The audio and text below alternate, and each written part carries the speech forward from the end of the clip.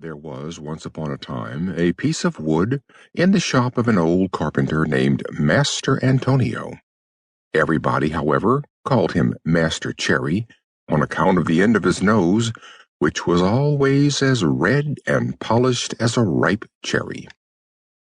No sooner had Master Cherry set eyes on the piece of wood than his face beamed with delight, and, rubbing his hands together with satisfaction, he said softly to himself, "This wood has come at the right moment.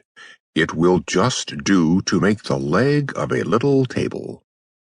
He immediately took a sharp axe with which to remove the bark and the rough surface, but just as he was going to give the first stroke, he heard a very small voice say imploringly, "Do not strike me so hard." He turned his terrified eyes all round the room to try and discover where the little voice could possibly have come from, but he saw nobody. He looked under the bench. Nobody. He looked into a cupboard that was always shut. Nobody. He looked into a basket of shavings and sawdust. Nobody. He even opened the door of the shop and gave a glance into the street, and still nobody. Who, then, could it be? "I see how it is," he said, laughing and scratching his wig. "Evidently that little voice was all my imagination. Let us set to work again." And, taking up the axe, he struck a tremendous blow on the piece of wood. "Oh, you have hurt me!" cried the same little voice dolefully. This time Master Cherry was petrified. His eyes started out of his head with fright. His mouth remained open, and his tongue hung out almost to the end of his chin, like a mask on a fountain. As soon as he had recovered the use of his speech, he began to say, stuttering and trembling with fear, But where on earth can that little voice have come from? Oh, is it possible that this piece of wood can have learned to cry and to lament like a child? I cannot believe it. This piece of wood is nothing but a log for fuel, like all the others, and thrown on the fire, it would about suffice to boil a saucepan of beans. How then? Can anyone be hidden inside it? If anyone is hidden inside, so much the worse for him.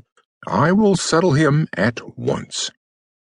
So saying, he seized the poor piece of wood and commenced beating it without mercy against the walls of the room. Then he stopped to listen if he could hear any little voice lamenting. He waited 2 minutes. Nothing. 5 minutes. Nothing. 10 minutes. Still nothing. I see how it is," he then said, forcing himself to laugh, and pushing up his wig. "Evidently the little voice that said, 'Oh, was all my imagination. Ha, let us set to work again." Putting the axe aside, he took his plane to plane and polish the bit of wood, but whilst he was running it up and down, he heard the same little voice laughing. Stop, you are tickling me all over." This time poor Master Cherry fell down as if he had been struck by lightning. When he at last opened his eyes, he found himself seated on the floor. His face was changed, even the end of his nose, instead of being crimson as it was nearly always, had become blue with fright. End of Chapter 1. Pinocchio by Carlo Collodi, translated by Carol della Chiesa. Chapter 2. Master Cherry gives the wood away. At that moment, someone knocked at the door.